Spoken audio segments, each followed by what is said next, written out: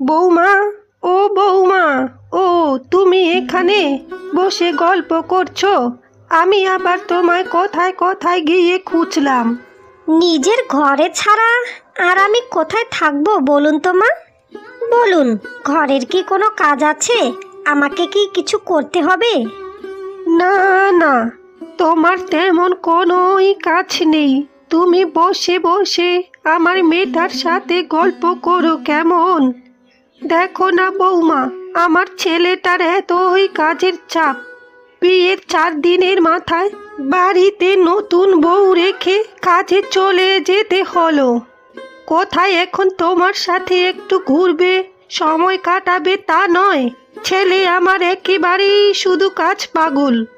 আমি বলছিলাম কি বৌমা, তুমি তো এই বাড়িতে নতুন এসেছো, তা তোমার কি কোনো অসুবিধা হচ্ছে? তোমার নতুন শ্বশুর বাড়ি, এ বাড়িতে তো তোমার অসুবিধা হতেই পারে। শোনো বৌমা, আমি কিন্তু আমার বাড়িতে শুধুই বৌমা নিয়ে আসিনি, আমার ঘরের আরেকটা লক্ষ্মী মেয়ে নিয়ে এসেছি। তোমার যে কোনো অসুবিধা হলে তুমি শুধু আমাকে একবার বলবে, কেমন? আর তোমার যখন যেটা করতে ইচ্ছা করবে, যেটা খেতে ইচ্ছা করবে, তুমি শুধু আমাকে এসে একবার বলবে। আর হ্যাঁ, তুমি তোমার বাপের বাড়িতে যেভাবে সময় কাটাতে, এখানেও ঠিক তেমন ভাবেই তুমি থাকতে পারো। আমি তো আর ওই তখনকার মতো দরজাল শাশুড়িদের মতো একদমই নই গো। আমার ঘরে একটা মেয়ের অভাব ছিল, তাই একটা আমি মেয়ে নিয়ে এসেছি। ও তাই বুঝি? তা আমি বুঝি তোমার কেউ নই? তুমি আমার সামনে তুমি বৌদিকে এভাবে বলতে পারলে যে তোমার আরো একটা মেয়ে চাই? আরে না না, তুমিও হলে আমার মেয়ে, কিন্তু আমার একটা পরের মেয়ের খুবই দরকার ছিল। সেটা বৌমা আমার বাড়িতে এসে আমার সেই স্বপ্নটা একেবারে পূরণ করে দিয়েছে। ঠিক আছে বৌমা, আমি কিন্তু তোমাকে বলে দিলাম, তুমি তোমার বাপের বাড়িতে যেভাবে থেকেছো ঠিক সেইভাবে তুমি এখানেও থাকবে। বউ বলে নিজেকে সরে রেখো না কিন্তু, একদম নিজের বাড়ির মতো করেই থাকো, কেমন? বউকে নাকি আমি আবার মেয়ে বানাতে যাব? আমার বুঝি খেয়ে দে কোনোই কাজ নেই? দাঁড়াও না, প্রথম প্রথম কদিন গ্রামের লোকজনেদের কাছে একটু ভালো শাশুড়ি সেজেই নি, তারপরেই তোমাকে আমি দেখাচ্ছি আসল মজা।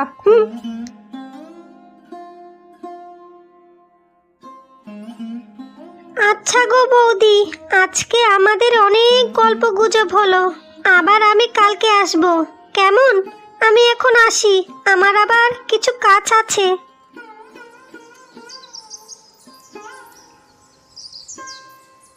বেলা তো অনেকটাই হয়ে গেল, কই রান্নাঘর থেকে তো তেমন কোনোই আওয়াজ আসছে না।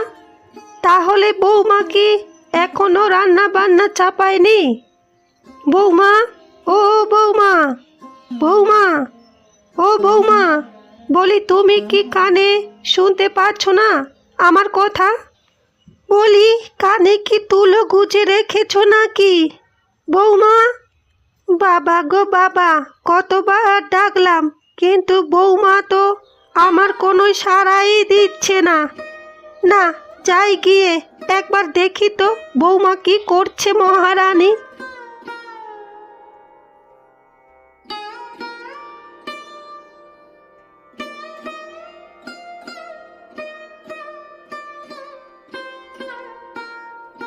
ও বাবা, এ তো একেবারেই বিছানায় শরীরটা ফেলে দিয়েছে, পায়ের উপর পা তুলে নিশ্চিন্তে ঘুমাচ্ছে। এই যে কি গো বৌমা, ওঠো, ওঠো না। বাবা রে, কি শান্তি করে ঘুমাচ্ছে গো। এ আর আজকে উঠবে বলে আমার মনে হচ্ছে না। ধুর বাবা, এবার বোধহয় রান্নাটা আমাকেই করতে হবে। রান্না বান্না না করলে দুপুরে খাবো কি? যাই, যা পারি তাই চাপিয়ে দিই। এই বউয়ের অপেক্ষায় থাকলে তো আমার আজকে না খেয়েই থাকতে হবে। ভাগ্য করে বাড়িতে একটা এমন বৌমা নিয়ে এসেছি, বেলা দুপুর পর্যন্ত নাক ডেকে ডেকে ঘুমাচ্ছে। কোথায় কি রান্না হবে না হবে সেদিকে মহারানীর কোনো খেয়াল নেই। এখন আমি তাকে কিছুই বলবো না, কিছুই না। আমার ছেলেটা শুধু একবার বাড়িতে আসুক, তারপরেই আমি বৌমাকে আসল মজা দেখাবো।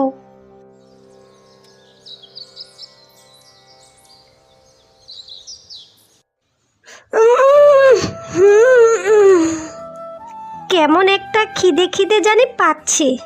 যাই গিয়ে দেখি রান্নাঘরে কি খাবার দাবার আছে।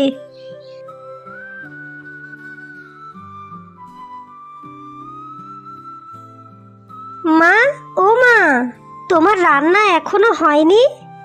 কিন্তু মা, আমার যে বড্ড খিদে পেয়েছে, এখন তাহলে আমি কি খাবো? দেখলে আমার একেবারেই কাটা জ্বলে যায়। মনে হচ্ছে এই গরম খুন্তিটা দিয়ে তার মুখে বসিয়েই দিই। সারা দুপুর ঘুমিয়ে এখন আবার আমাকে জিজ্ঞাসা করতে এসেছে কি খাবে মহারানী। দেখতে পাচ্ছে না যে শাশুড়িটা রান্নাঘরে খেতে খেতে মরছে, আর তার বৌমাকে একবার শুধু দেখো, শাশুড়ির কাছে ঢ্যাং ঢ্যাং করে খাবার চাইতে চলে এসেছে।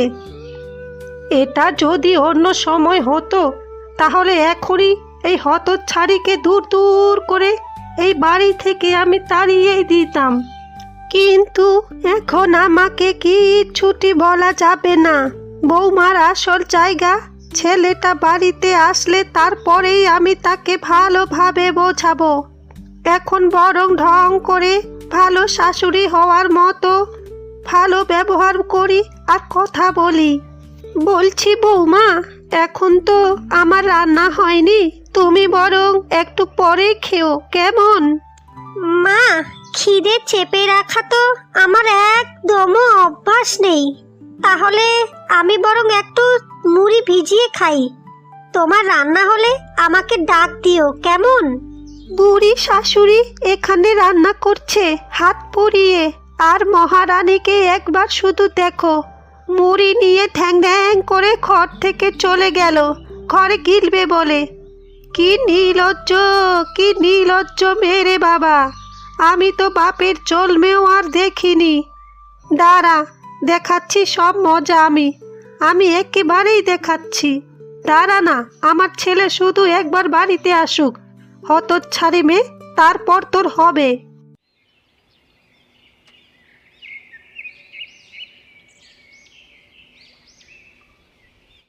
মা, আপনি শুধু আজকে ডাল ভাত আর এক তরকারি করেছেন?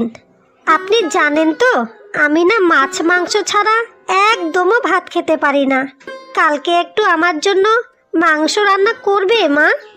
বাহ, মহারানীর কি আবদার! কালকে একটু মাংস রান্না করবে? একেবারেই হাবাতে ঘরের মেয়ে মানুষ, জীবনেও মনে হয় বাপের বাড়িতে মাংস গিলতে পারেনি, তার জন্যই এখানে শুধু মাংস খাবো করছে। আসলে মা, আমার বাপের বাড়িতে রোজই মাছ মাংস ডিম রান্না হতো, তাই আর কি। এরকম একটা তরকারি দিয়ে খাবার খেতে আমি একদমও যে পারি না মা। ঠিক আছে বৌমা, ঠিক আছে, তুমি কোনোই চিন্তা করিও না বৌমা।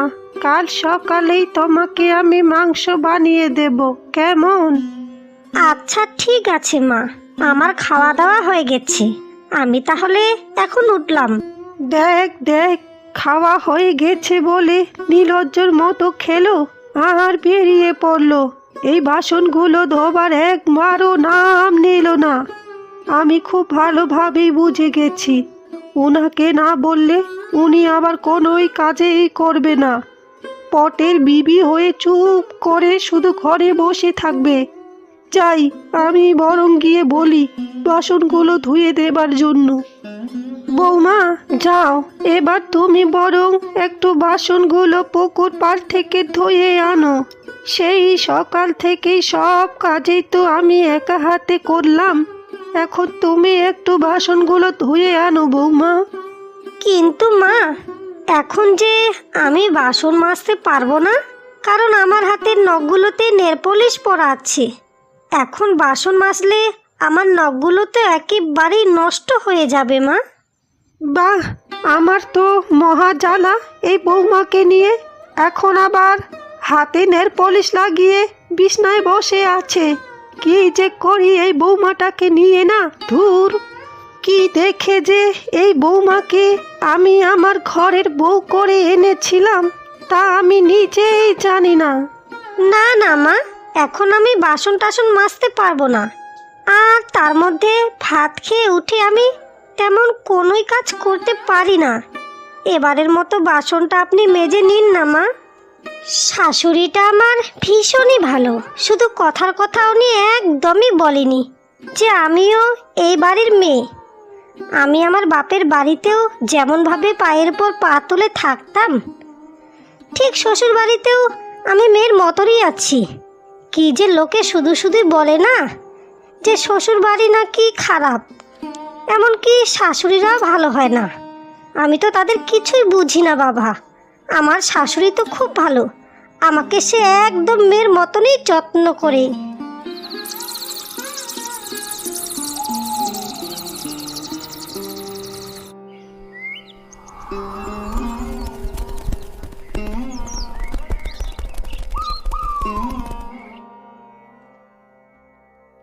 ছেলে আসার সময় তো হয়ে গেল, এবার পুকুরে গিয়ে জামা কাপড়গুলো কাচতে বসি। একা যদি আমাকে জামা কাপড় কাচতে দেখে তারপরেই তো আসল খেলা শুরু হয়ে যাবে। যার জন্য এতদিন ধরে আমি অপেক্ষা করেছিলাম সেটা আজকে থেকে শুরু করতে হবে।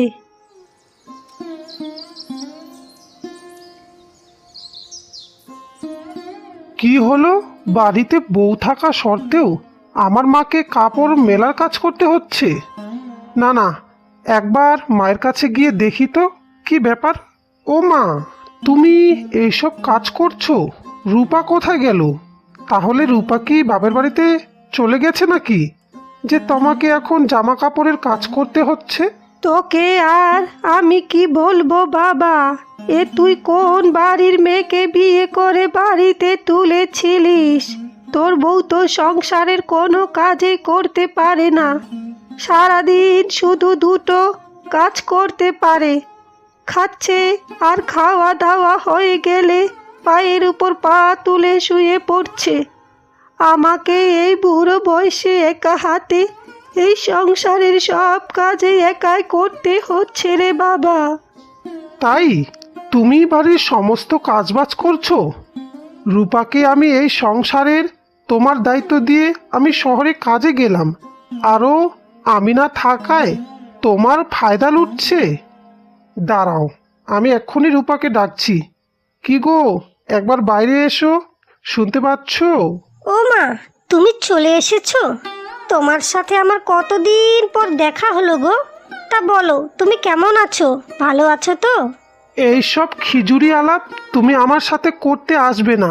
আগে তুমি আমাকে বলো তো, তুমি বাড়িতে থাকার সত্ত্বেও আমার মাকে ঘরের কাজ এখনো কেন করতে হচ্ছে? আর তুমি কি করছো? এসব তুমি কি বলছো? মাই তো আমাকে বলেছে আমি বাপের বাড়িতে যেমনভাবে ছিলাম এখানেও ঠিক তেমনভাবেই যেন থাকি। আর তার মধ্যে তো আমি মাকে বলেছিলাম যে আমি সংসারের সমস্ত কাজ করব। চুপ করো তুমি। কি একটা সামান্য কথা বুঝতে পারছো না? কোনটা করতে হবে আর কোনটা তোমায় করতে হবে না? তোমাকে মা ভালোবেসে নিজের মেয়ের মতো করেই তোমাকে এই বাড়িতে রেখেছি, তাই বলে তুমি মায়ের সেই কথাটার সৎ ব্যবহার করবে? মায়ের হাতে হাতে একটা কাজও করে দেবে না তুমি? তুমি একটা কথা কান খুলে শুনে রাখো, এটা হচ্ছে তোমার শ্বশুর বাড়ি, তোমার বাপের বাড়ি নয়, বা তোমার বাপের বাড়ি নয়, এটা হচ্ছে তোমার শ্বশুর বাড়ি। তাই শ্বশুর বাড়িতে শ্বশুর বাড়ির মতোই তোমাকে থাকতে হবে। এখানে তোমার সংসারের কাজ করেই খেতে হবে। আর শোনো, মায়ের যাতে কাজ করতে কষ্ট না হয় সের জন্যই তোমাকে আমি বিয়ে করেছি আর এই বাড়িতে বউ করে এনেছি, বুঝেছো? বাবা রে, তুই এখন কেন বৌমার উপরে এভাবে চিৎকার চেঁচামেচি করছিস? কেবল মাত্র তো তুই বাড়িতে এলি, আর তার মধ্যেই ঠিক কথায় কথায় বৌমাকে এভাবে গালাগালি দিচ্ছিস। বৌমা তো আমার মেয়ের মতোই রে বাবা। বৌমা হচ্ছে আমার আরেকটা মেয়ে। ওকে আমি কোনোদিনই বৌমা বলে ভাবিনি, আমি মেয়েই ভেবেছিলাম। এবার আপনি চুপ করুন মা। আপনি শাক দিয়ে মাছ ঢাকতে চাইবেন না। আমি তো প্রথম দিনই এই সংসারের সমস্ত কাজ করব বলেছিলাম। তারপরেও আজকে আপনি এভাবে আমার সাথে চাল খেললেন। আমি বড় ভুল করেছিলাম মা, আপনাকে আর আপনার কথাকে বিশ্বাস করে। আসলেই প্রত্যেকটা শাশুড়িই খারাপ হয়। সবাই বলে যে বৌমাকে বৌমা করে রাখবো না, ঘরের মেয়ে করে রাখবো, কিন্তু সেই কথাটা আর কেউ রাখতে পারে না। একটু হলেই বৌমার থেকে কাজের আশা করে। মেয়েরা শ্বশুর বাড়িতে এসে বাপের বাড়ির মতো যত্ন আর আদর কোনো দিনও পায় না মা, কোনো দিনও না। বাপের বাড়িই হয়, আর শ্বশুর বাড়িই হয়। শাশুড়িরা হাজার চেষ্টা করলেও কোনো দিন মা হতে পারে না। সারা জীবন শাশুড়িরা শাশুড়ি হয়েই থাকে। আর আমার বড্ড ভুল হয়ে গেছে। আমি আজকে থেকে বাড়ির সমস্ত কাজ একাই করব, আর আপনার ফাঁদে আমি পা দেব না, কিছুতেই না।